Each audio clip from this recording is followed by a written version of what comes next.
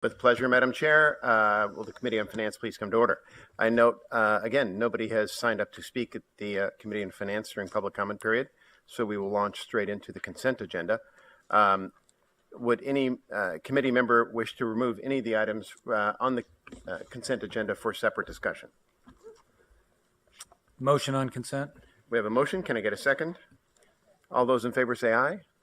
Anybody opposed or abstentions? The consent agenda is adopted. Let's now move to the discussion agenda. We have 3 items on our agenda, and item number 2, coincidentally, is just the one we just finished talking about in the previous committee.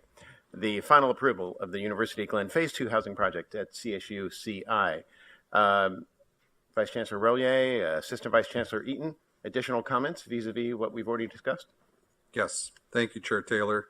And you're right, as you just heard a few minutes ago from President Beck, this University Glen Phase 2 housing project will add more affordable housing options for faculty and staff, provide an injection of new revenue sources to meet the academic and campus priorities of Channel Islands, and further strengthen and expand the growing campus community.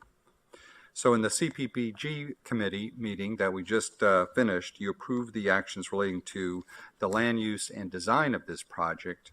And now we're going to talk about approval of the public-private partnership aspect of this project. So with that, I'm going to turn it over to Assistant Vice Chancellor Robert Eaton, who will take us through the details of that partnership. Robert? Thank you, Executive Vice Chancellor Rollier. As you previously heard, this project is a multifamily housing project to be constructed on 32 acres of land at the Channel Islands campus and calls for the construction of 600 housing units comprised of market rate apartments, age-restricted and income-restricted apartments, and for-sale units. The site is part of a master ground lease to the California State University Channel Islands SAD Authority, much of which has been previously developed with faculty staff housing and is commonly known as the University Glen Residential Community.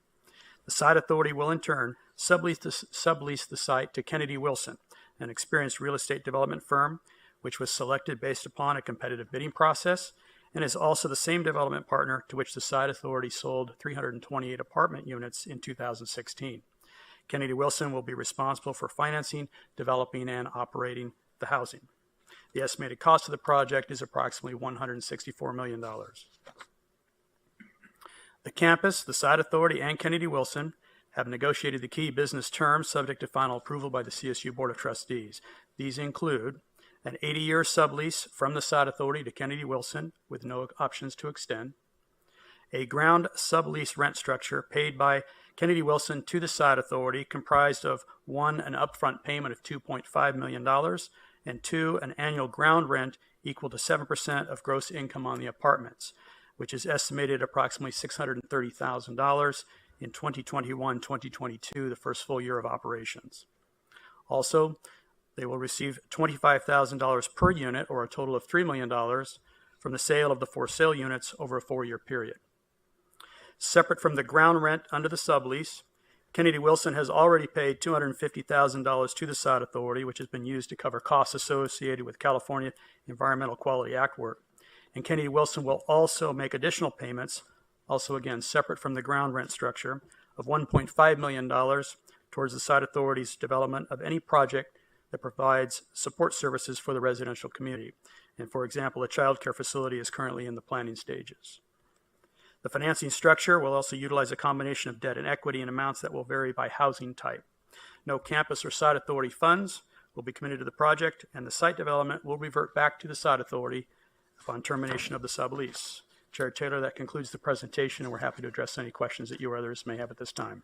Thank you very much. Any questions or comments from the committee or other board members? Vice Chair Day, and then Trustee Nylon. I just had a quick question on the financial terms. If you can just quickly summarize over the years, the ground rent, the upfront contribution, the annual 7%, you've got the payments for the for sale units, a reimbursement for CEQA costs, and then another $1.5 million for some other future university development.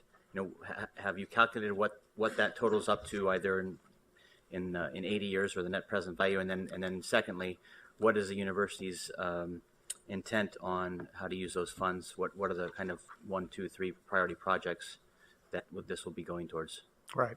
So to answer your first question first, the answer is yes, we have looked at that. We looked at the sum total of the ground rent structure, which would be the 2.5 million plus the annual ground rent that comes from the apartment units, 7% of the gross income, plus the $25,000 per unit on the for sale housing.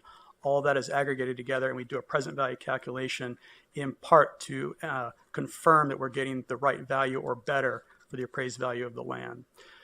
The 1.5 million and the 250 that has been paid, that's separate calculation from that. Those are upfront, or basically upfront dollars. We don't really PV those, but those are additive to that amount. So the amounts we have received are consistent with the appraised value of the property. The proceeds will be used primarily for development of the campus. That's what the site authority's main purpose is. That's what its charge is to provide revenues that will help develop the campus. Although some of these revenues will be used to help on the affordability programs that the campus will put in place with respect to this housing. So on for sale housing units, as an example, they will provide faculty and staff who are purchasing homes with some amount of money that they can apply for an interest rate buy down, closing costs, or down payment. So some of the funds will be used for that purpose as well. So maybe I missed it, but what is that aggregate amount of the appraised value that we're getting? You did not miss it. Forgive me if I was being a bit cagey. If you really want me to give you a number, I will. But typically I refrain or try to refrain from that because I don't want to signal to potential future developers our methodology. That's right. But if you want, I'm glad to give you, I have the number with me and I'd be glad to share that with you. So. Okay, Trustee Nylon? Thank you very much. I'm sure that my answer will be less, a need for less caginess. Sorry. I'm always concerned with deferred maintenance of assets that this organization has, and even the site authority. I understand we have $1 billion of deferred maintenance. And what happens to this property? How do we ensure that it's probably going to exceed its useful life, that after 80 years it's returned to the site authority and it is not an eyesore and it is not a problem for either us or the site authority? How do we ensure that it's being maintained and that it can continue to have a useful life? Those standards and expectations are built into the agreements that we have with the developer. They're required to set monies aside for ongoing maintenance. There are also provisions in the agreement that upon the termination of the sublease, they have to return it over in a reasonably good condition. It can't be an eyesore. So we have protections in the legal agreement that we've negotiated with the developer. Thank you. Okay. Any other questions from members of the committee or members of the board? Trustee Carney? Yeah, could I just follow up on that? Are there any requirements that the developer set aside reserves for maintenance and improvements? And, Yes. Okay, Yes. thank you. Okay. Any other questions? Again, this particular item is an action item before us. Only committee members can vote at this time. May I get a motion? Have a motion? Going to get a second? Second. Second by Ms. Carney. Any other discussion? Hearing none, all in favor? Aye. Anybody opposed or abstentions? Very well. The item entitled Final Approval of the University Glen Phase 2 Housing Project at Cal State University Channel Islands is approved. We'll now move on to two discussion items about the California State University. The first one, about the California State University auxiliary organizations, very important in terms of delivering student services on our campuses. The item is going to be presented by four people. Steve Rallier, who you've heard from plentiful today. Keith Compsey, President of the Auxiliary Organizations Association. Keith, thank you for being with us. Trustee George Reyes Salinas in a starring role here this afternoon. And Debbie Adician Estonian, Vice President of Administration at CSU Fresno. Steve, please begin. Thank you, Chair Taylor. Today's presentation will provide information on the role of auxiliary organizations in the California State University. Auxiliary organizations perform a wide variety of functions and operate in close coordination with the campuses and the system, providing essential services to students. Currently, 85 auxiliary organizations exist to help support the CSU's mission and its financial needs. They provide essential services and activities and are vitally important to ensuring student success, which is the top priority of the Graduation 2025 initiative. Chair Taylor, I think, did a great job in describing the individuals who are with me today.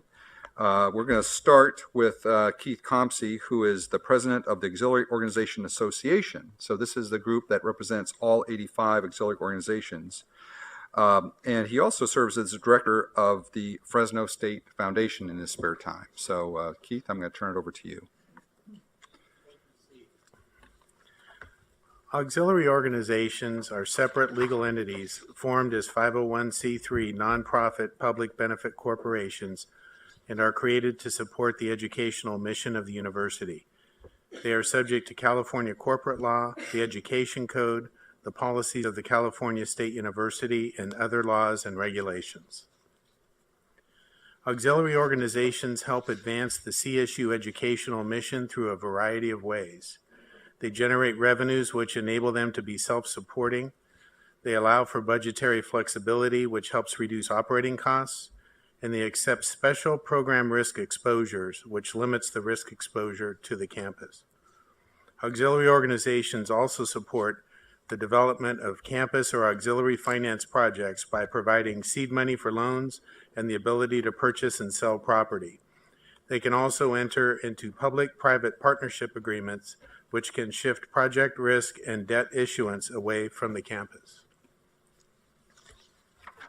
Auxiliary organizations facilitate essential services and activities in many ways. The services typically provided or supported by auxiliary organizations include student programs such as dining, bookstores, and housing, child care centers, athletics, and public radio stations like Capital Public Radio at Sacramento State and KJAZ at Long Beach State, and associated student body programs, student unions, and recreation centers. They also facilitate externally funded projects that support research and special projects, as well as foundations that manage grants, endowments, and gifts. I would now like to turn the presentation over to Trustee George Reyes Salinas to discuss how auxiliary support student success. Trustee Reyes Salinas, please. Thank you, Keith.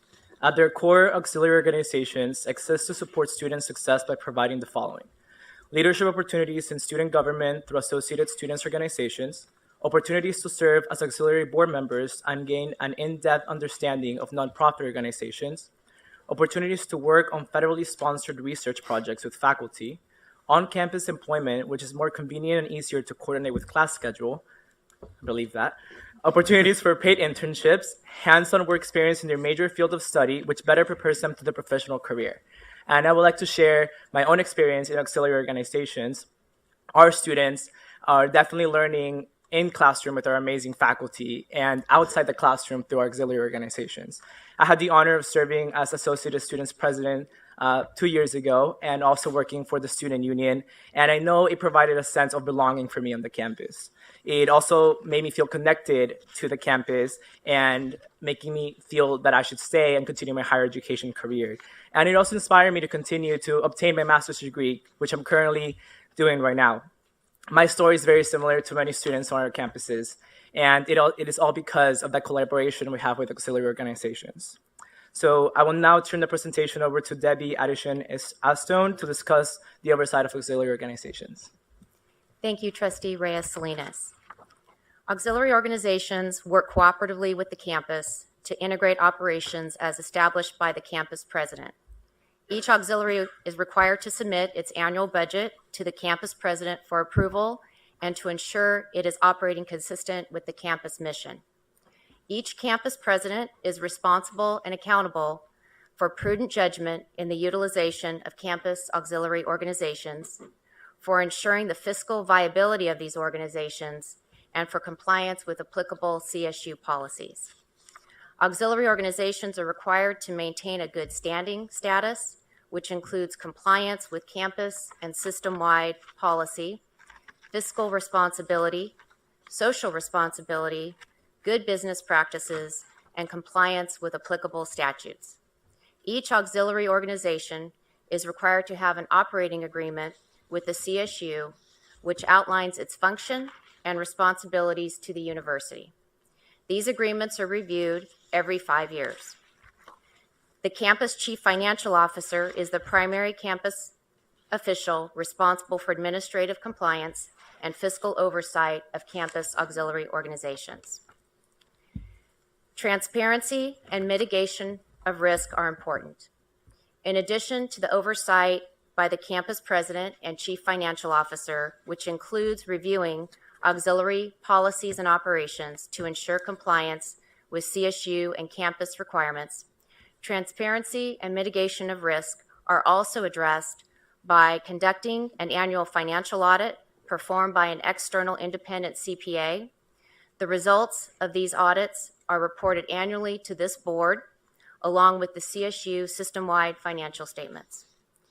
Conducting CSU internal program audits, which includes looking at auxiliary organizations. By way of the Nonprofit Integrity Act, an audit committee is established for an auxiliary organization if annual revenues exceed $2 million. The filing of appropriate IRS information returns that provide the public with financial information about nonprofit organizations like ours. The availability of public documents on the auxiliary organization website, and the participation in the Auxiliary Organization Risk Management Authority, a component of the CSU Risk Management Authority. Auxiliary organizations have a governing board that directs its activities and affairs. The auxiliary board's voting membership is comprised of campus administration, students, staff, faculty, and non-campus or community representatives. Auxiliary board members are required to perform their governance function, complying with the organization's policies and using due care in decision-making, and must approve an annual budget and the amounts and purpose for expending auxiliary organization funds each year. In 2015-16, revenues and contributions by our 85 auxiliary organizations consisted of managing $4.1 billion in assets, revenues of $1.8 billion, and managing $547 million in contracts and grants revenues. I would now like to turn the presentation back to Executive Vice Chancellor Steve Rallier.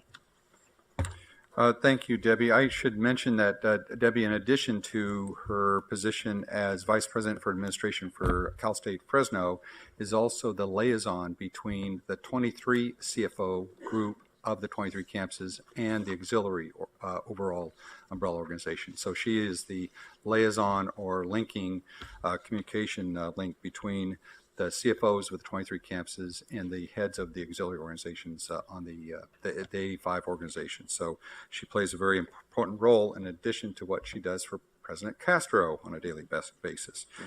So I want to thank the presenters, Trustee Reyes Salinas, Debbie, and Keith for your explanation about auxiliary organizations. I know there's been a lot of interest by board members in what the role is, particularly the new board members, the role of auxiliaries in the CSU.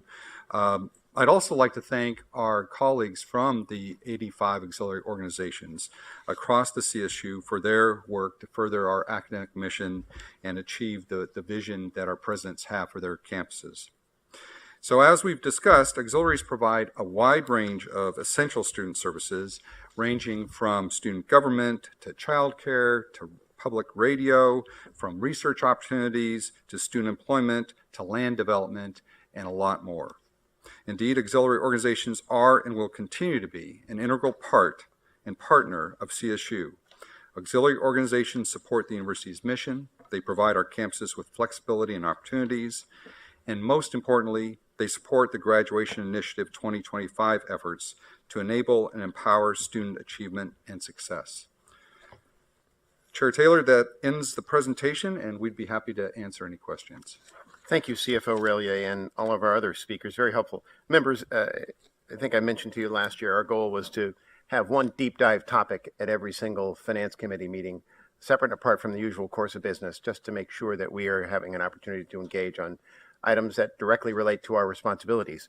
And this is one. $1.8 billion in revenues is a lot of dough. And Steve, on that list of things that the auxiliaries do, I knew about all of them except the research piece. Can you expand on that a little bit? Because I am kind of curious. Is this federally funded research? What are we talking about? I'm going to ask Debbie and Keith to expand because they know a little bit more than I do about that. Yeah, pardon me. My understanding is of the 23 campuses, all but 4 perform the post-award administration of all research activities at the auxiliary organization, Interesting. including federally funded, state-funded, and local and private. Oh, interesting. I did not know that. Debbie, where does the indirect cost recovery from those grants go? The indirect cost recovery does get reinvested back with each university and with the research agenda to help support that infrastructure, and also helps to offset some of the administrative costs in running that respective auxiliary. Wonderful. Good, good. I saw Trustee Carney with a hand up, Trustee Fagan, Trustee Eisen, Trustee Abrego. And then, oh, sorry, I messed up. Trustee Morales has his hand up first. So Trustee Carney, if you don't mind. Ugo, please. Oh, first of all, thank you for this presentation. I wanted to turn to Mr. Fromm about what's our, as trustees, what is our legal responsibility in terms of oversight over the auxiliaries? The CSU as an institution has oversight responsibility with respect to the auxiliaries through the mechanisms that were shown to you up on the screen, where the president has direct oversight responsibility on the campus, as does the CFO for reviewing the budget, reviewing the mission. The Office of General Counsel is involved in the annual the 5-year review that was just described, where we review the operating agreement with between the CSU and the auxiliary to make sure that they are complying with all the requirements that are set forth both in the education code and in our own internal structure. So the board's oversight would be just to make sure that those policies and procedures that are correct and are operating correctly. The auxiliaries are separate 501c3 organizations. They have separate, they're separate for liability purposes, separate for insurance purposes, and operating purposes. So we are not directly responsible for their actions. And in fact, often auxiliaries will be involved in legal assessment and legal risk, and we will not be. They also have their own separate counsel. They're required to have separate counsel by statute. So has that risk been tested? As which risk? The risk of liability. It's tested every day with the auxiliaries. Okay. Because as operating entities, like any operating entities, they have employees, they have and they create potential exposure and liabilities, and it's tested all the time. Okay, thank you. Thank you. Coincidentally, Ugo, 20 some odd years ago, when I was alumni president at UCLA, which is a separate 501c3 organization, this was very much tested by the Board of Regents, who, when we had 1 year where we raised $10 million, suddenly came in and decided they knew how better to spend that money and decided that they wanted to take us over. And, I think from my point of view, it's a little bit harder in terms of governance to make sure that the auxiliaries have lots of room to operate and that we delegate as much as possible. But in the grand scheme of things, if you're going to empower people on the ground, you got to trust them to make good decisions. And sometimes they're going to make decisions maybe we all don't quite agree with. But, an active source of conversation amongst us, an engaged internal audit program can make sure that they are moving in a direction that we're all in concert with to drive student success. So, it's a great question because we're the fiduciaries ultimately for CSU. But I think so far, the structure works pretty well. Let's go to Trustee Carney and then Fagan, Eisen, and Abrego. Thank you. So I have a couple of areas I'd like to ask questions about, and they're not well related, but the first has to do with, so each auxiliary has a staff. Would this be true? So they handle their own finances. True? You're going to have a lot of different staffing configurations at the 85, and maybe I'll ask Debbie to comment on that. Trustee Carney, yes. Each staffing organization of each auxiliary organization may vary on each of our 23 campuses. But the typical model is that there would be dedicated staff that is supporting each auxiliary, and that would provide HR services, payroll, accounting. For some of our auxiliaries, that work is performed by their campus on the university side, and there may be an MOU or an agreement for providing those services to their auxiliary from the university. So the organizational structures do vary, And on our campus, for example, we have one central auxiliary that manages all of those administrative services for the rest of our auxiliaries at our campus. So the structures do vary, as Steve mentioned, but we always are looking for the ways to be the most efficient and what works best for the campus, president and CFO, and that partnership in providing those services to the campus. Great, thank you. And when an auxiliary has some reserves, how are those invested and who invests them? Well, again, that will vary, but there should be fiscal oversight by the respective governing board, or if they have an investment committee in the case of any endowed assets. So that obviously is part of the audit committee and possible investment committee, but ultimately the governing board's fiscal oversight over the assets of the auxiliary and the review of that happens each year with the auditing of our financial statements by the external CPA. Okay, so Steve, would they be subject to the same investment restrictions that the CSU has? Generally not. And actually, what we had been seeking and then finally got approval for from the state effective January 1st this year is for the CSU core institution, our operating budget, to have authority similar to what the auxiliaries already have. So, for example, Keith oversees a foundation auxiliary that has quite a bit of authority in terms of how it can prudently invest in a balanced portfolio that balances risk and return, whereas we have not, as a university, really had that authority up till now.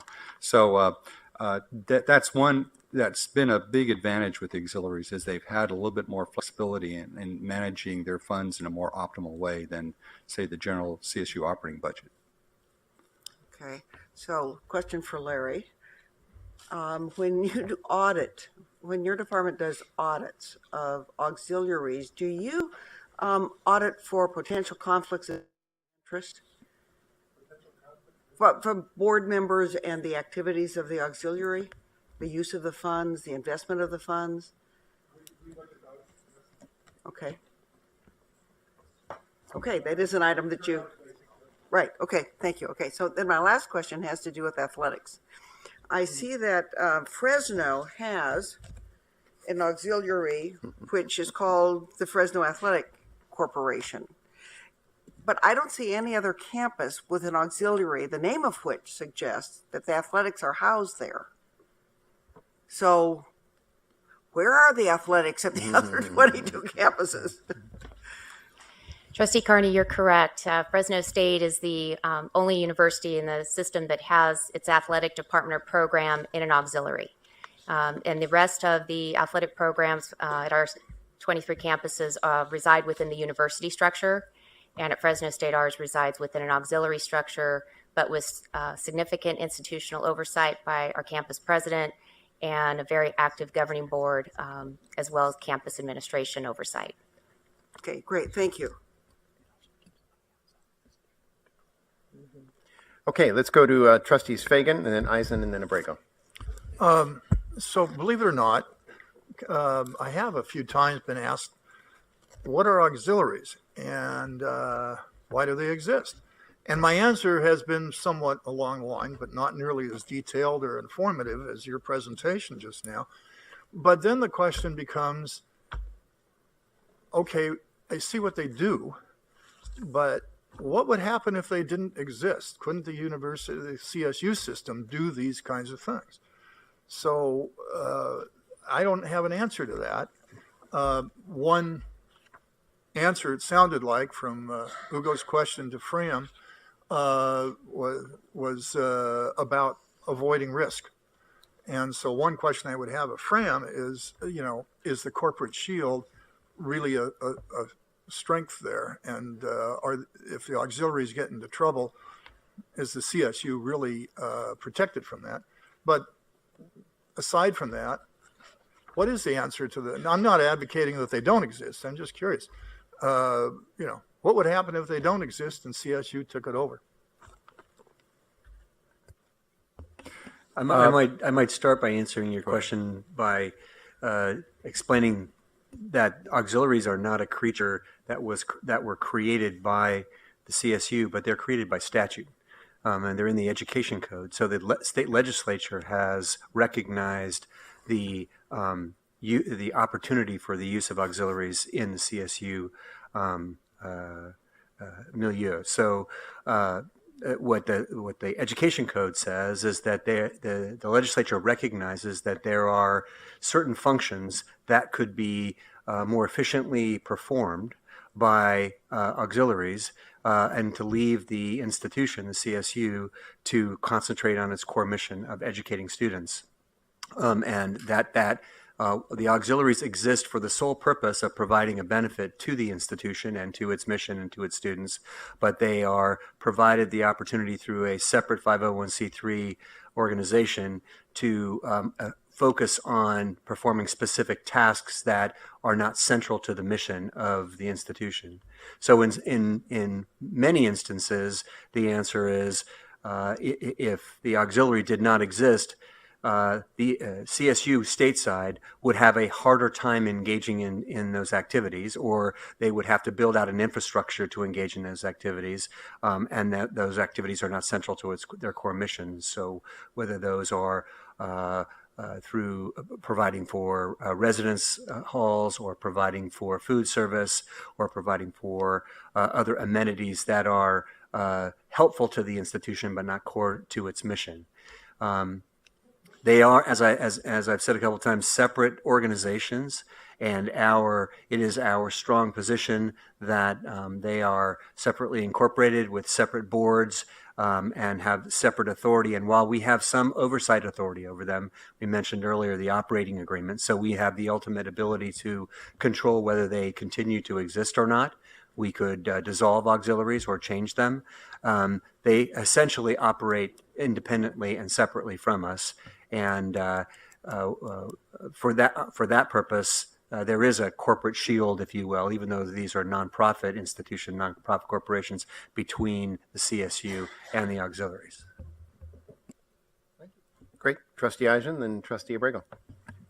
So in our materials, it says that the auxiliaries are subject to CSU policies, and I'm not sure I know the extent of that. Does that mean if we had a policy on bullying, for example, or sex harassment, that would apply to all auxiliaries in the same way it applies to our employees?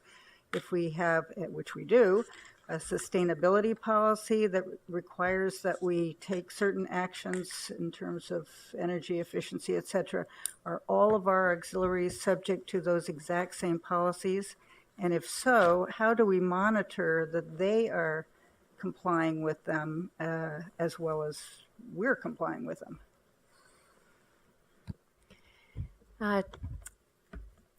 Thank you. Very good question. So there are some specific executive orders and CSU policies that are applicable to auxiliary organizations. For example, Executive Order 1059, which relates to trust accounts held by an auxiliary. The auxiliaries are separate employers. They are not obviously the California State University or the university as the employer of record. So there are separate employment practices, liability insurance that we secure through AORMA. And we also have our own employee handbooks as well as our own corporation policies and procedures. However, we really try to mirror very closely the training requirements, whether they be sexual harassment training and other trainings that CSU employees are required to take. We mirror that very closely with our own employees, auxiliary employees. And we also look at various policies. For example, the travel policy of the CSU, we take that travel policy and have that adopted by our governing board, but it's our corporation board travel policy, but it mirrors very closely the requirements of the CSU policy. That's just one example, and it may not be always the case because those policies and procedures are specific to each individual auxiliary organization, and the decisions are adopted by their respective governing boards. But we do take the hierarchical structure of the CSU and try to ensure that we're all operating under the same, as much as possible, same guidelines and principles of our campus environments, and obviously the rules and regulations that we're each required to follow. But when it does come to employment, it is different because auxiliaries are considered a private employer. So the sustainability policy, which is not a executive order and is not an employment policy, it's a board policy. Is that applicable to the auxiliaries? I think that would be up to each campus president and the governing board, but we take those types of guidelines and board policies into consideration on various projects and initiatives, depending upon, for example, the issue of sustainability. That would be something where the auxiliary would work closely with the campus to ensure that we're meeting those same requirements, the food waste requirement. So that is happening at a campus level, and that campus is providing that oversight and guidance for compliance with their respective auxiliaries. Great. Trustee Abrego. Yes, thank you, Peter. I'm going to follow up on Trustee Eisen's and Carney's questioning. There's no doubt that the auxiliary organizations play an important role in this, and especially the flexibility that they provide the campuses. But in viewing the list of auxiliary organizations, I see them from campuses with 3 auxiliary organizations and others with up to 6 auxiliary organizations, each one with an independent board. Each one with staffing, accounting services. All of them have the responsibility of compliance, especially for those auxiliary organizations that receive federal grants, contracts and grants. So I'm sitting here thinking, how can we save some money on this? Is there any possibility of consolidating some of these foundations or auxiliary organizations to save on overhead and staffing? Even though each auxiliary organization may have a specific purpose, and I'll use our campus as an example. We're one of the ones that have 6 auxiliary organizations. And for example, our Ag Foundation provides the oversight and guidance for our university farm laboratory and its enterprise units. Another auxiliary is the athletics program. Another one is childcare. But we take care to not duplicate any of the overhead or administrative expenses that it takes to support those auxiliary organizations. So on our campus, we have 1 auxiliary organization, and this is very typical amongst our other campuses as well, whether the university provides the support or one of the other auxiliaries on each respective campus. So we are not duplicating services.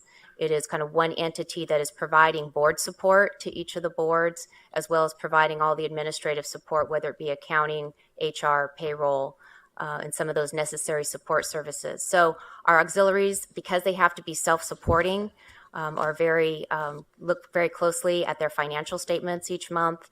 Obviously, annually when we do our annual audit with our audit committee and board oversight. And because we're self-supporting, we're always looking for ways where we can be more efficient and not ensure that we are not duplicating services, because the more efficient that we are and the better that job that we're doing, the more that we can help to support our campus in different ways, whether it be through employment opportunities for our students, grants and research opportunities for our faculty, or whether it's being able to return surplus back to our campuses to help reinvest into other critical campus projects and initiatives that will help further our programs and initiatives and support. So I think that's really incumbent, and we all take it very seriously as campus CFOs and as we work with our auxiliary organizations to ensure that we're the most efficient as possible and that we're really looking out for the greater good in what we can do in helping to support our campus and not duplicating some of those where it may look like, even though we have a number of organizations, that's not necessarily adding additional cost depending upon how we're structured. Basically, what you're saying to me is that each campus decides on their auxiliary organization and how they want to operate. Okay, thank you. Yes. Great. But if I may just add with an eye that $1 not spent unnecessarily in an auxiliary is $1 that can help student success. Yeah. And so that frugality part of our DNA exists in these separate organizations. And the campus governing board and the presidents have an oversight on that. If they see unnecessary staffing or unnecessary expenses, then it gets resolved at the local level. Great. Thank you, trustees. Any other questions on the auxiliary? Steve? Just a comment and want to also address Trustee Abrego's question. In addition to what Debbie just described in terms of auxiliaries taking advantage of campus infrastructure where it is efficient, The 85 auxiliaries do work very closely with each other and have regular meetings and share services. Chancellor White, at least I know once a year, meets with the entire organization, usually does a keynote and then spends some time with them.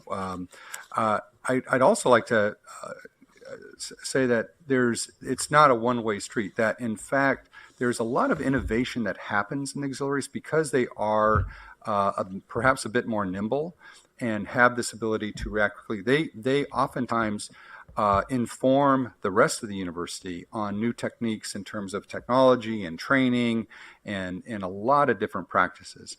So it's really a two-way street. When it does make sense for an auxiliary to take advantage of, let's say a small auxiliary, to take advantage of campus infrastructure, the campus is always compensated for whatever that cost would be. Let's say it's payroll service or some other kind of transactional thing where it really doesn't make sense for the auxiliary to do it on its own. On a bigger scale, as Debbie and Keith had mentioned, things like risk management, where it really does make sense for everyone to be completely together. You have one entity that deals with that for all the auxiliaries. So what we try to do is hit that sweet spot where we get as much efficiency as possible, either by partnering with the campus or among the auxiliaries, or them just creating an entire infrastructure that serves all the auxiliaries. Thank you. Great. Good points. Thank you. Any other questions on this, members? Good discussion on, again, when you're talking about $1.8 billion revenue and $547 million in contracts and grants, this is something that we should be taking a look at from time to time. With that, we'll move on. Thank you, Debbie, Keith, George, Steve. Great discussion and a lot of good information. Let's move on to item 4, our last item on the Finance Committee agenda, something I know we all have an interest in our 2017-18 final budget that came out of the budget process between the legislature and the governor in Sacramento. Item will be presented by Steve Relier, Ryan Storm, our Assistant Vice Chancellor for Budget, and Lauren Blanchard, our Executive Vice Chancellor for Academic and Student Affairs. Steve, please begin.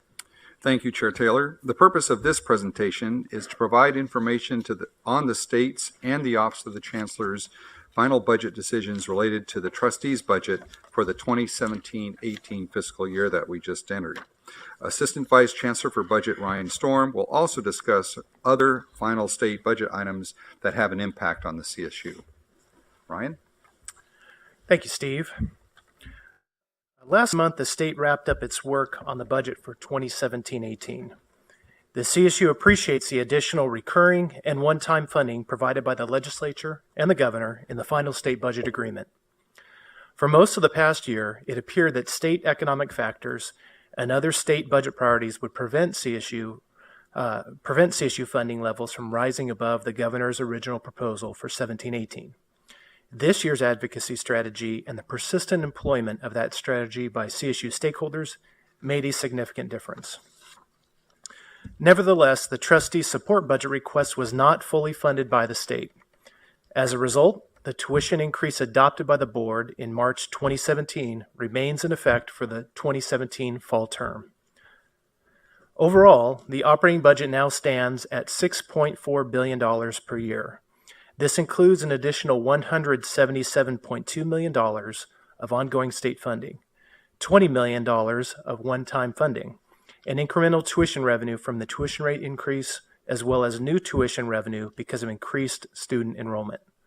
The following slides include the highlights for 17-18, and we're already on one.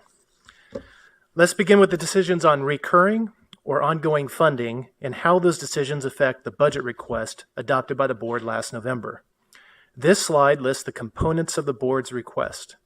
Under the column titled Trustees' Request, are the amounts of the new recurring funding that would have been used to support each component of the trustees' plan if it was fully funded.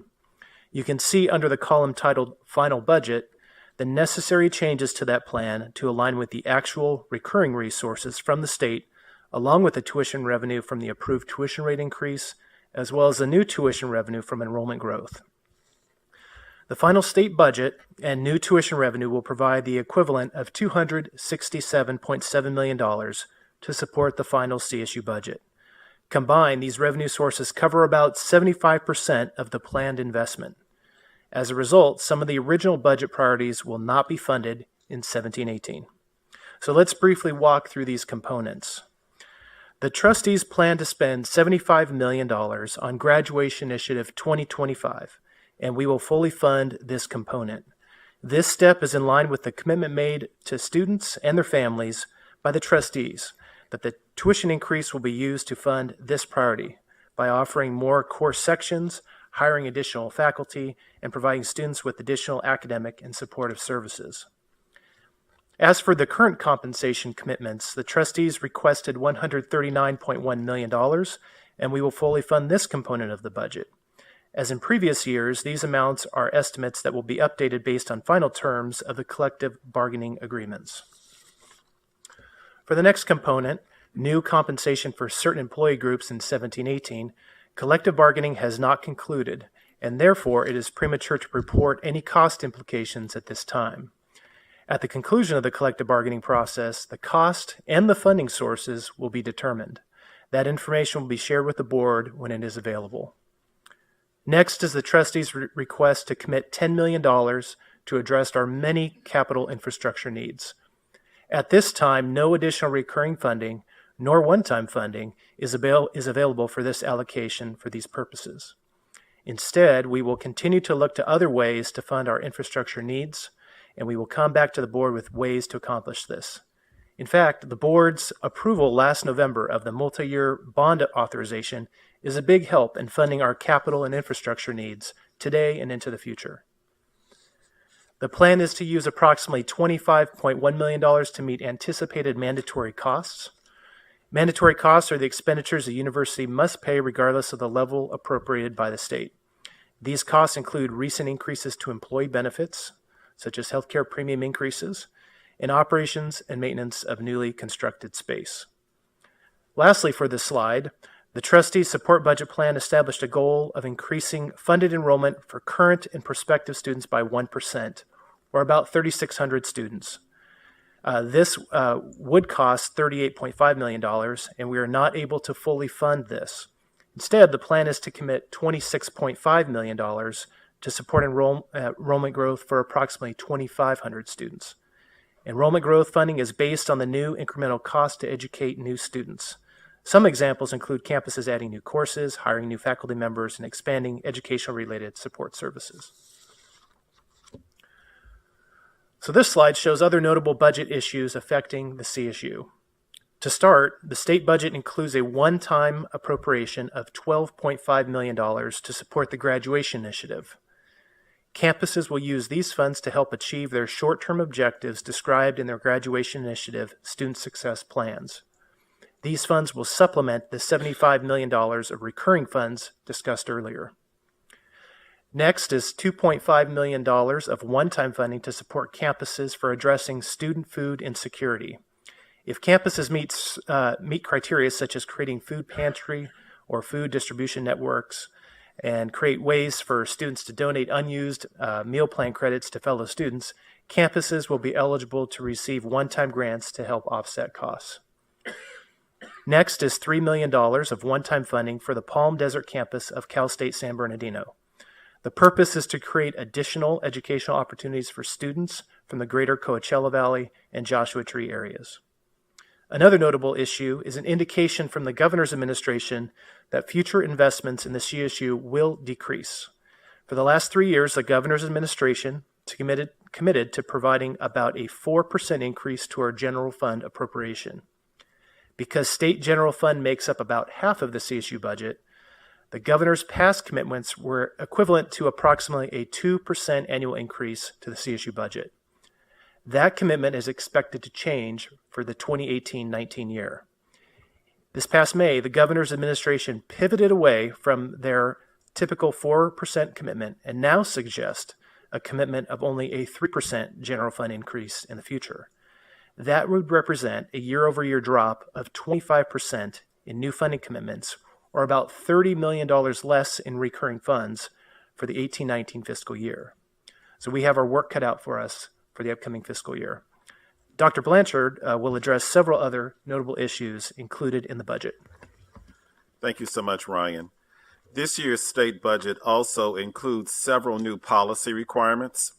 These directives call on the CSU to develop new policies in developmental education, in the redirection of student applications to non-impacted campuses, and in the prioritization of local applicants for impacted programs. Early reports by several media outlets suggested that the CSU was required to admit and serve all applicants. Those reports were inaccurate. Instead, the trustees have a significant degree of latitude and flexibility in adopting and adapting policies that best serve new CSU students with the financial resources at our disposal. Staff has begun convening meetings to discuss the policy directives included in the budget. The requirements related to developmental education are largely included within the work already underway to reframe academic preparation. You will hear an update on these efforts later during the Graduation Initiative 2025 presentation.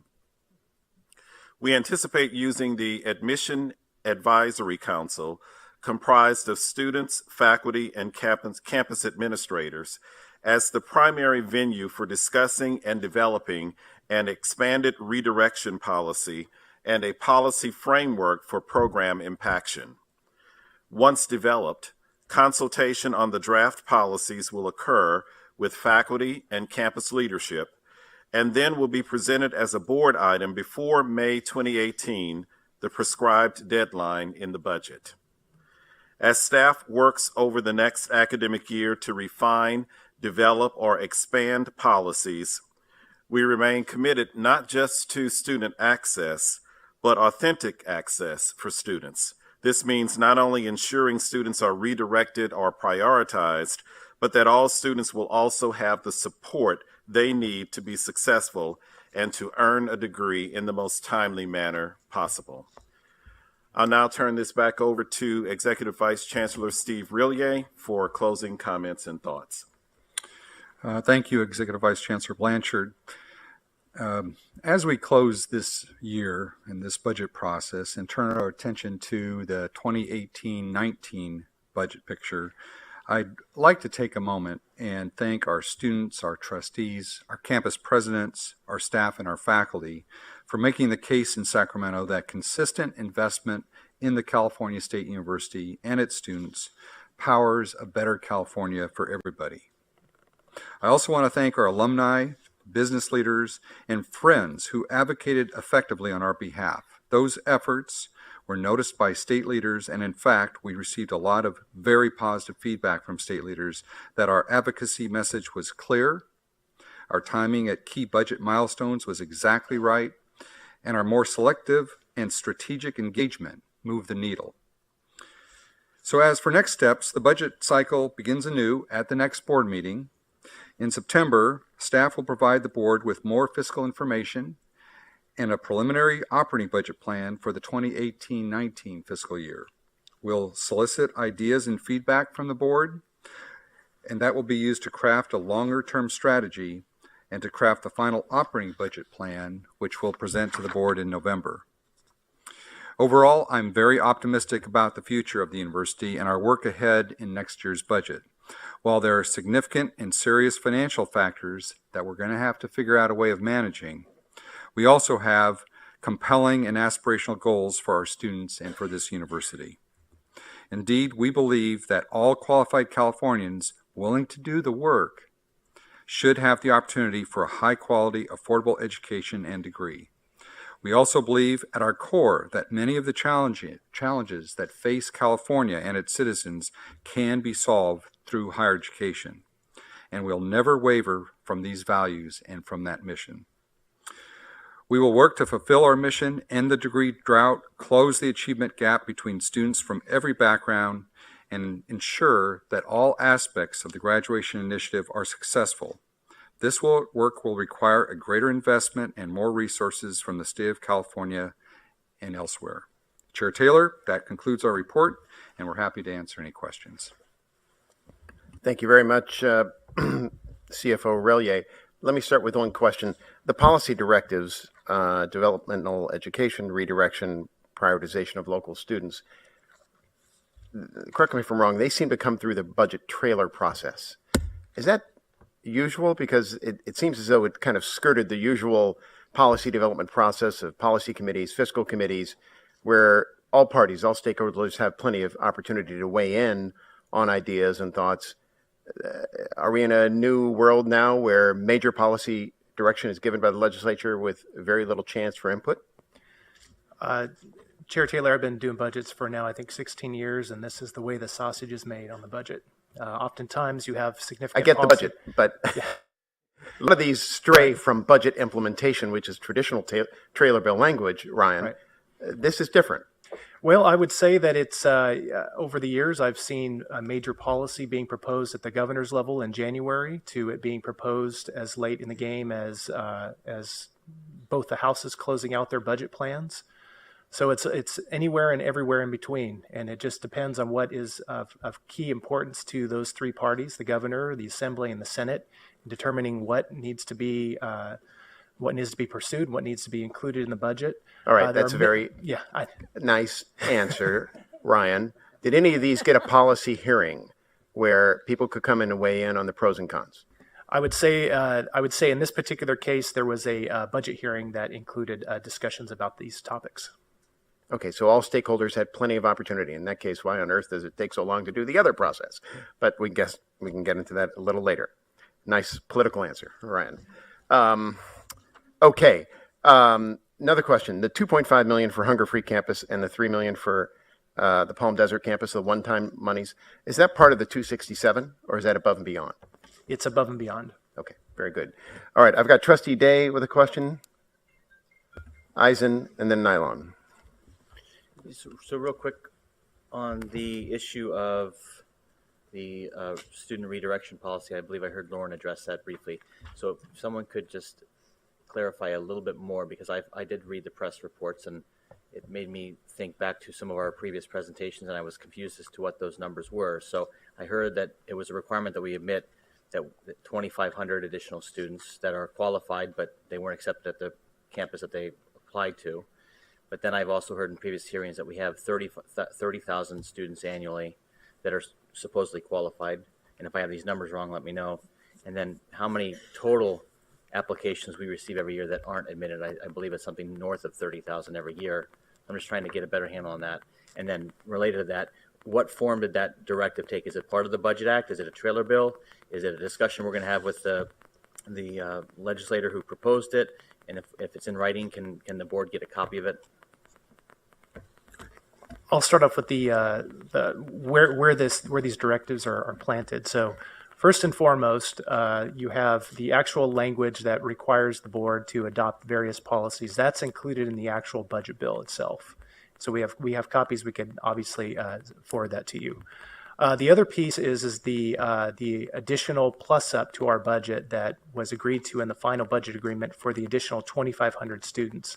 That came with both an expectation that we would educate additional students, but it also included additional funding for that. That's also included in the budget bill itself. In terms of being able to meet all of those denied eligibles, I don't think that was ever in the mindset that from the legislature or the governor that there would be the ability to fully educate all students by adding additional 2,500 students. I think it was just a quick response by some media outlets very early on in the news coming out of the budget that suddenly all of our problems in terms of being able to serve all eligible students would magically disappear. And I think what happened was that some of the media sources repeated that story over and over again very early on. I think later on what you've seen here is a clarification, and we're trying to provide that clarification to you as the board today. But I just wanted to kind of point those things out. I think we have additional comments too from some of my colleagues here. Hello, I'm Eric Forbes, Assistant Vice Chancellor, Student Academic Services. Redirection presently is required of us under the SB 1440 Associate Degree for Transfer students. And in fact, we've been doing that for several years now. It is a clunky procedure that we hope to improve with our new Cal State Apply system. Right now, when we redirect, campuses are blind to where else students may have applied. In the future, we will not be that way. We'll be able to redirect those students who are eligible and have not applied or been admitted to other campuses. This particular language in the budget does suggest that the Board of Trustees will develop the policy, but the idea here is to extend redirection to first-time freshmen as well as transfer students. And that is a huge undertaking. Freshmen apply to as many as 4 or 5 campuses typically. We will need to know how they are situated on those campuses before we can entertain redirecting them to a campus with capacity. And then as Ryan points out, with a significant number of students who are eligible but cannot be admitted because we do not have sufficient resources to serve them, there will be students who will not be eligible. So the whole idea here is that we would take this issue to the Admission Advisory Council, which is a cross-sectional group led by presidents of the CSU, for a vetting, for a modeling, for a sampling out of what we might be able to do with this. And then we would be able to frame a cogent methodology that we can bring back to the board. So Ryan, just real quick then, is the 2,500 we both mentioned, is that the enrollment growth that was in your chart, the 0.7%, or is that above and beyond that? It's the 0.7% that was in my chart there. Okay. So there's a little bit of a confusion of those issues too then, clearly. You don't think that was clarified at the budget hearing, Adam? Oh, yeah. Yeah, gotcha. All right, let's go to trustees Eisen, Nylon, and then Fagan. All right, so I have 2 questions. One is sort of mathematical. And I just want to be sure I'm doing my math correctly. So we asked the state for $344 million, and we got 197 if you count the 20 million one-time funds in the award, right? Be 177. 177 plus another 20 in one-time funds. So it started off with 157 being proposed by the governor. That was the number that we were sharing with you because it was a solid number for a very long period of time. Only right after the May revision did the legislature and the governor plus up that amount to 177, which includes the amount for additional enrollment growth, the 2,500 students that we just finished talking about. So that's the new general fund that the state has provided us. Okay, yes, I'm with you, but isn't there an additional 20 million for the graduation initiative and for other undetermined, a one-time fund of 20 million? So there was one-time funding for the graduation initiative of $12.5 million. Yes. And then from my slides earlier, we had an additional $2.5 million for needy students, as well as $3 million from the San Bernardino campus. So those, so what the chart that I was showing you on slide 2 was to show the reoccurring what your trustee plan looks like and compares to where the final rubber meet the road in terms of the mix of tuition revenue and general fund to fund that plan. Then separately identified for you the list of one-time funding and other notable instances there. I hope that helped clarify a little bit. Sort of, but Okay. the point that I was sort of getting at is between what we asked for and what we got is a large delta of what, 140, 150 million, something in that order. Right. Generally speaking, what the state provided was about 50% of our ask. Okay. With the additional tuition revenue from the tuition rate increase, as well as a little bit of tuition revenue from additional enrollment growth, we are funded at about 75% of your ask. Okay, so of the delta that was left, the 150 million or so, about half of that, roughly half of that was met by the tuition increase, leaving another quarter unmet. Is That's that correct. accurate? Yes. Okay. All right, and the other question I had was about the third policy directive that we provide admission to local students in impacted areas. What is the practical effect of that? Does that change anything in terms of what we currently do? Most campuses that are impacted at the program level afford some opportunity for consideration of students who are coming locally. This is an attempt, I think, to establish that in a more uniform way. Again, our hope here is to bring this through the Admission Advisory Council, discuss the whole question of impaction with our presidents, and to come up with models about how we can better manage, more efficiently manage, and more effectively manage in terms of student access, the whole process of impaction. So the idea here is that we would subordinate local impaction to program impaction instead of leaving it stand out there alone where we're just admitting local students to the campus, to any major. The idea here is that we would trap this as one of many criteria under program impaction. So program impaction would be the dominant method. Campus impaction based on local area would become a subordinate method. So right now we have two ways of doing this.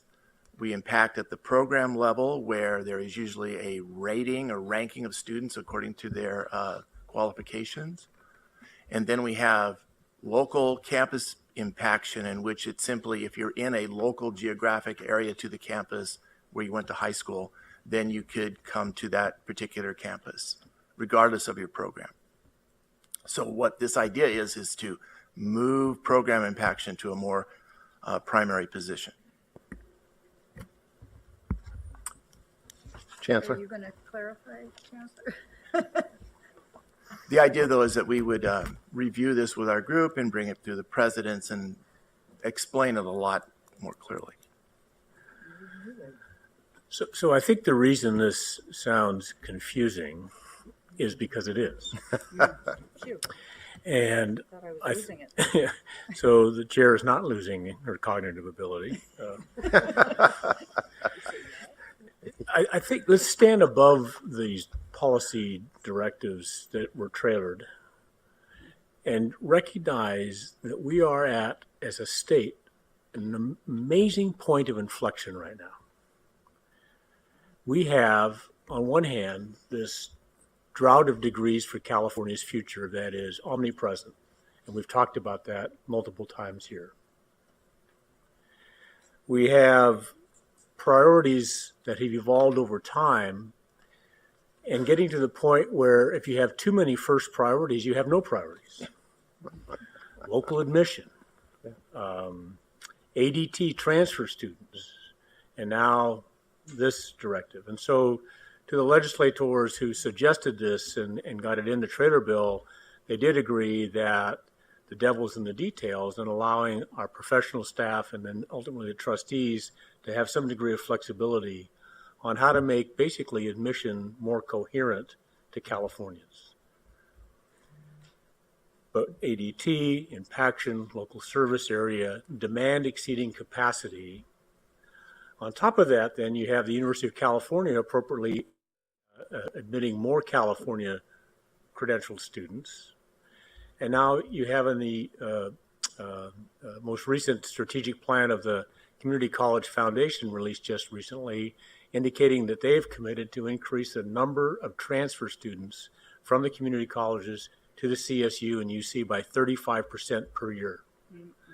Well, we have a collision coming as a state to where we are making promissory notes, often in the press, that is going to exceed our ability to execute in the absence of resources to build the capacity to meet the state's ultimate needs and to meet all these promises that are being implied or stated articulately to middle school and high school and elementary school kids.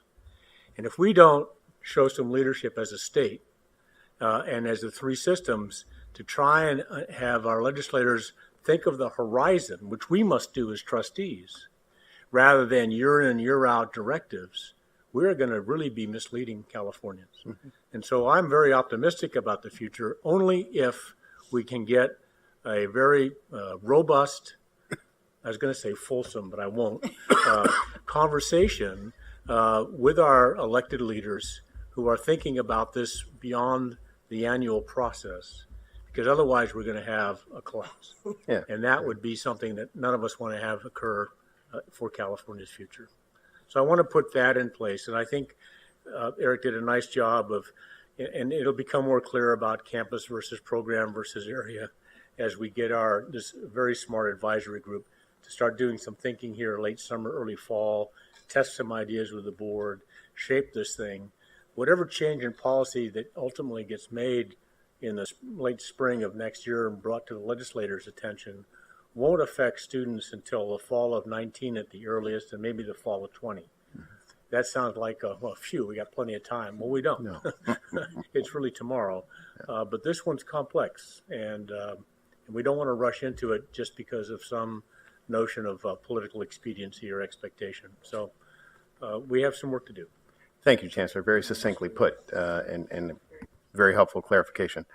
Let's go to trustees Nylon, then Fagan, then Reyes Salinas, and trustee Campbell. John? Thank you, Mr. Chair, and I really don't like following the chancellor. He's very articulate. And what I wanted to add to what he was saying, and I'm glad he was able to do it the way he did, was that we do have an awesome responsibility as trustees. And we have a responsibility for student success. We have a responsibility for compensating our employees. We have a responsibility for making sure our facilities are safe and well run. And that is an awesome responsibility given the fact that we only have a budget to make that work. And I'm a real believer in the details in the budget. And as Chair Eisen was talking about, we have a delta. The delta is about $76 million. That's the money we didn't get. And what did we not get money for? We didn't get money for new compensation. If indeed we're in the middle of collective bargaining, we look to the legislature to provide us with the funds so that we can provide the resources to our staff. We did not get that $55 million. We look to the legislature for assistance with our aging infrastructure. And I think we have $2 billion worth of deferred maintenance. We asked for $10 million. We do not get that. We want to talk enrollment growth. If we're going to make a dent, we want to have full enrollment growth. We were short at $8 million. But for a tuition increase, we would have been short at $76 million for the Graduation Initiative 2025. If we are serious here about trying to make the difference that the state is asking us to make, we need to make sure that the state knows by underfunding us to this degree, they are crippling our ability to achieve the mission that the state of California has asked us to do. And that's the comment I wanted to make. Yeah. Well put. Thank you. Trustee Fagan, then trustee Reyes Salinas. I have a couple of quick questions. So we've been hearing the sad news every year since I've been on the board that there's somewhere between 25,000 and 30,000 otherwise eligible applicants for the CSU every year who don't get in because there's no room. So my question is, what are you projecting for this fall? Is it 30,000 minus 2,500? So we can expect 27.5 shortfall again this year? Is that where we are? That number will likely continue to grow simply because the numbers of applicants continue to grow unless there's a change based upon a new eligibility study that's about to be released where we would have to reconsider the threshold of admission, the index. The index was modified a couple of times in the past. It was at 3,100. It is now at 2,900. Preliminary reports indicate that we are dipping lower than the 33% into our admission pool. So through the Admission Advisory Council, we will discuss ways to change that potentially, maybe raise that index again potentially. But we need to be careful about populations that we really want to bring to the CSU and to make sure that we are creating the conditions for them to be successful as well. So there's a lot of work to be done in this area to trim that down. The challenge will be the graduation initiative on the one hand, where we're asking students to take 15 units a term, which is completely consistent with completing a degree in 4 years, and the ability to create access for new students to take those seats that our continuing students would now be taking. So to keep balance, to keep a steady state, the only way that can happen is by funding the graduation initiative year over year until we start seeing graduates come through in 4 years. So that is the challenge. The challenge here is to make sure the resources are there to provide support for both the graduation initiative and for access to new students. So to get back to the quantitative question, can you give me a guess number that we're going to have as a shortfall for this year? The person that handles that area is Ed Sullivan. I don't know if he's in here or not as of this time. Oh, you're here. Ed, can you give us a projection for next year? And I want to make one statement after you make that projection. So for eligible denieds for the fall of 17, we're expecting to be about 31,000 eligible denieds, including a much larger freshman class and probably an equivalent size transfer class enrolled. And So about 31,000 up from about 30.5. And so without the extra funding for the 2,500 would be at close to 34,000. Is that right?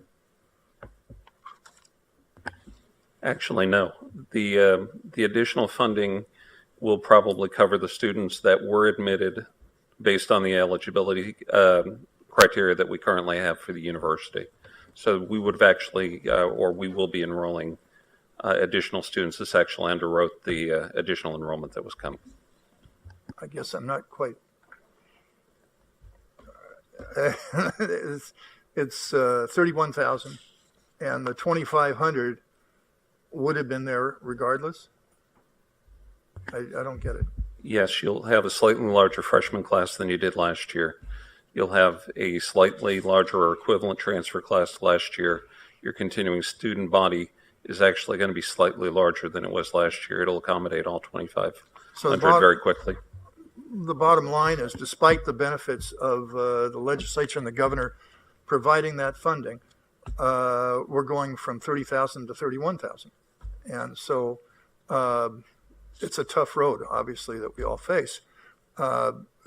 Quick other question related to that. Do you have a guess when the benefits of the graduation initiative, there's a couple reasons for the graduation initiative. It not only benefits the actual graduates getting out sooner and into the workplace, it also opens, hopefully, more seats for people who couldn't otherwise get in. So do you have a guess when the graduation initiative effectiveness would start providing those benefits of open seats and reducing the backlog of people who can't get in?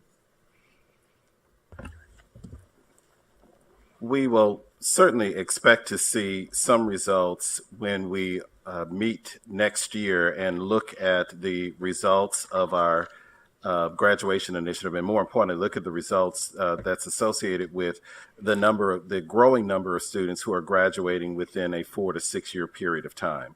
And so when you look at those graduation rates for next year, I think that I'm positive that you'll see some of those results.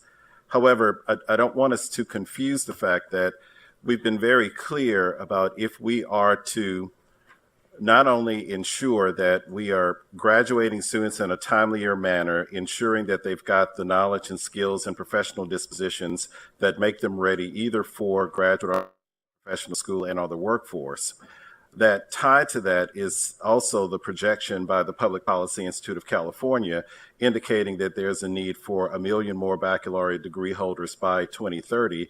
And if you look at our slice relative to the preparation of students, that's about 500,000 more students by 2030 on top of the 120,000 students that we graduate on an annual basis. So with that, while there will be additional seats, we cannot overlook the fact that we also will need the additional funding in order to ensure access for more students. So that's one piece I wanted to make sure that we're underscoring. But we will see some of those results as early as the fall semester of 2017, and you'll be provided that data probably by the November meeting. I also want to just quickly say, going back to the question about the 31,000 students that are denied eligibles, that data is really nuanced. And what I'd like to be able to do at some point during the board meeting is to present those data to you. So we have a sizable number of those students, for example, that elect to be admitted into only one of the CSU campuses. And if they're not accepted into that campus, then they do not apply to any other CSU because they don't want to be redirected. And so the reality is that when you look at that population of students, which is pretty sizable, I think that within the context of looking at that 31,000, we can look at it in different slices and have a really good understanding of when we start really analyzing that data very carefully, that 31,000 is much less. Thank you. Brian, you had a point? Yeah, and I want to also piggyback on that comment here, just to look at it from a very positive perspective since 1314, when there's been significant new funding coming from the state of California and also the inclusion of new tuition revenue. But since 1314, you have to keep in mind that there have been well over 30,000 new student slots or spots for students across the system. Okay.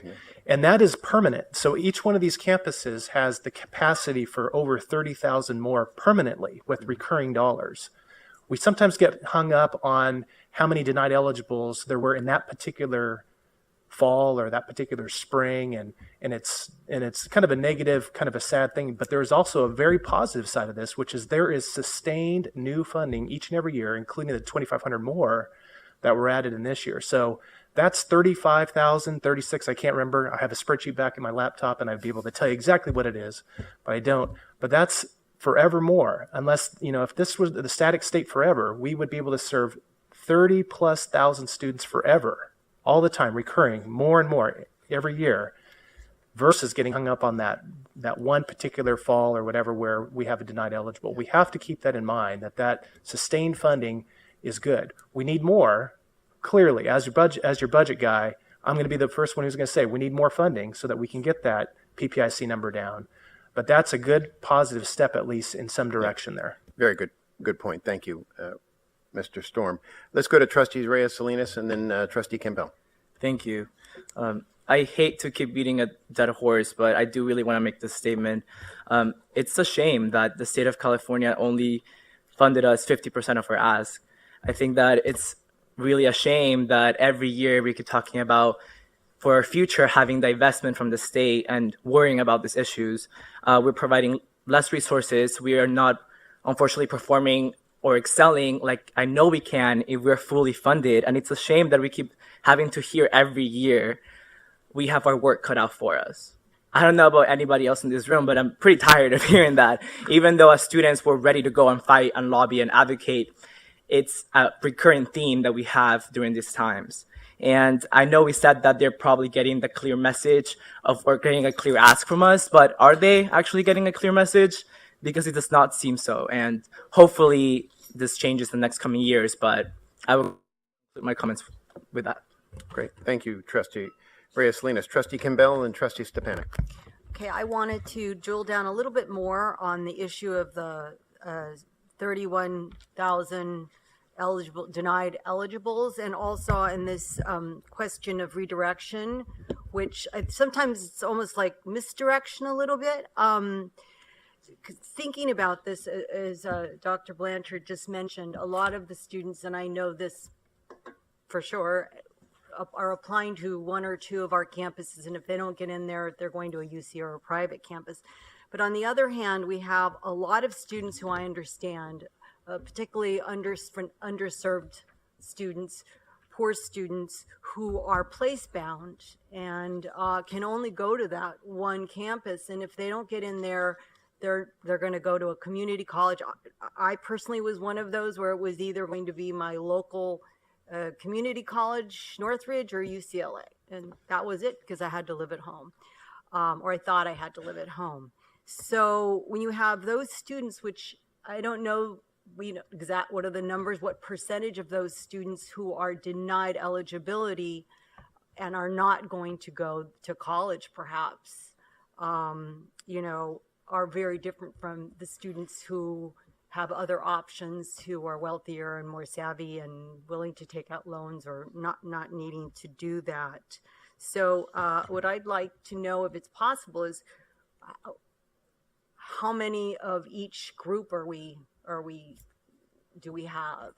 Is it possible? I don't know now, maybe that we have the unified application, we'll be able to see, what the percentages are.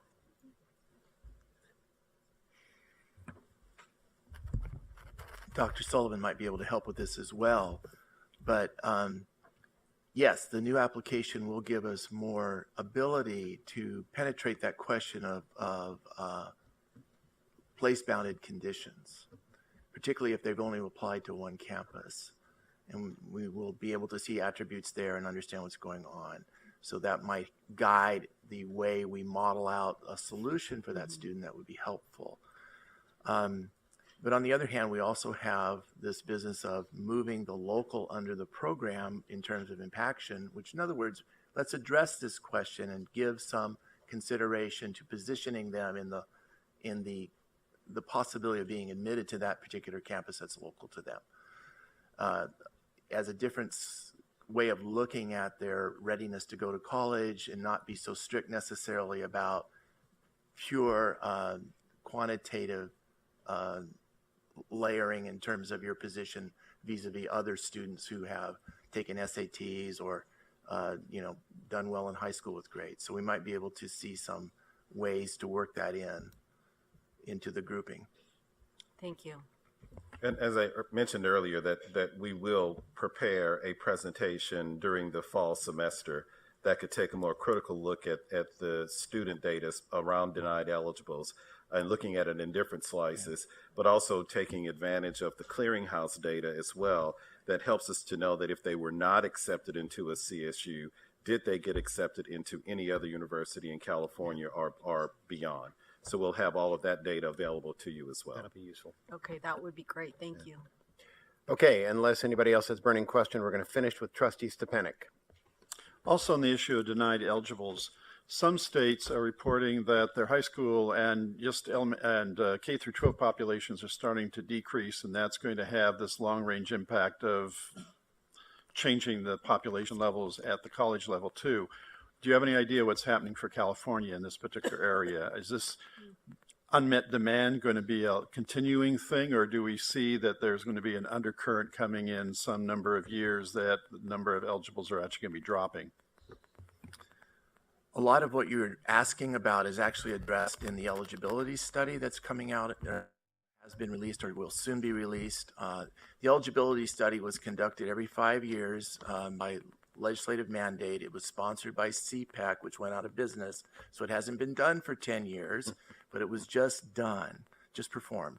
It involves the University of California as well as the CSU. And I do believe there are deep tables in there about the numbers of students who are completing the A to G requirements, the numbers of students who are graduating in California. And it doesn't seem, based on my cursory reading of it, that there's any diminution of our numbers here. What is happening is we have a lot of recruiting going on by our sister states in California for students. And the data also will show that within the next decade, that here in California, that those numbers of high school graduates will remain level. And as you go deeper into the next decade, that we're actually increasing slightly, the projection.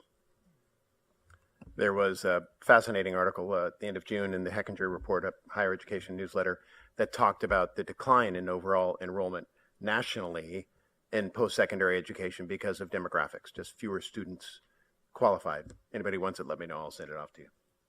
Okay, Chair Eisen, I know we cut about 25 minutes into the Committee on Educational Policy's time, but great discussion by the members, and I think that concludes our Committee on Finance. Thank you. Thank you, Chair Taylor. Trustee